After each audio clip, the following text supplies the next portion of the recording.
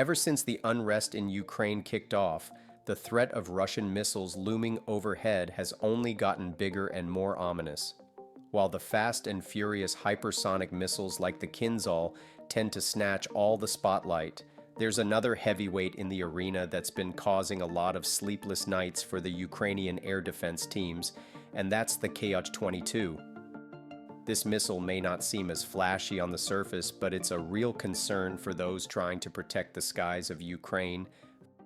Flashback to the year 2000, and you'll find Ukraine handing over a hefty stash of 386 Kh-22 missiles to Russia, all in an effort to clear up a gas bill. Fast forward to the present conflict, and Russia has unleashed approximately 300 of these bad boys on Ukraine. Yet, not a single one has been taken down by the Ukrainian Air Defense Forces.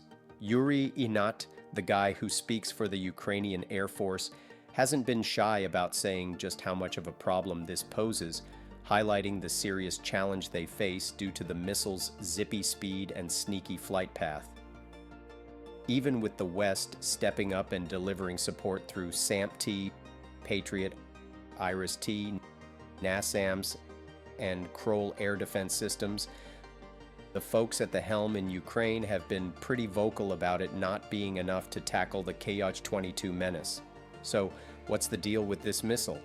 Why does it seem to send a bigger shiver down Ukraine's spine than even the cutting-edge hypersonic Kinzhal? To really get to grips with this, let's zoom in on the Kh-22 and track its evolution into the Kh-32. Born in the early 60s, the Kh-22 was a game-changer in Soviet missile tech, designed with the goal of blasting through enemy defenses to hit big, important targets. Roll on to 2016, and the Kh-22 got a major upgrade, morphing into the Kh-32. This new version kept the rugged looks of its ancestor but packed in some hefty updates, including a standard issue warhead, a turbocharged rocket motor, and a clever radar system that could seek out targets with precision, all aimed at patching up the weaknesses the old model had.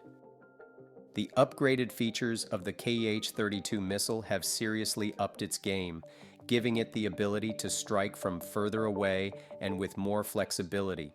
It's designed to take off from the Tu-22M3 supersonic bomber, cutting through the skies at breakneck speeds. This missile can either come crashing down from way up high or skim close to the ground, both strategies throwing a real curveball at Ukrainian defense systems. What sets the Kh-32 apart from your typical ballistic missile is its intricate flight path that zigzags through the air in stages, making it a tough target for radars to pin down and stop in its tracks. Plus, this missile has a trick up its sleeve. It can switch targets while it's flying and even chat with its missile buddies to coordinate attacks, just like wolves working together to corner their prey. As of now, Russia's been putting both the Kh-47M2 Kinzhal and Kh-22 missiles to use in Ukraine, hitting hard-to-crack targets. The Kinzhal is the go-to for nailing specific, high-stakes targets, thanks to its precision. On the other hand, the Kh-22, with its heftier warhead, is called upon for wider impact targets. The Kh-32 steps into the fray, mirroring the Kinzhal's knack for dodging air defenses, but brings its own set of hurdles to the table.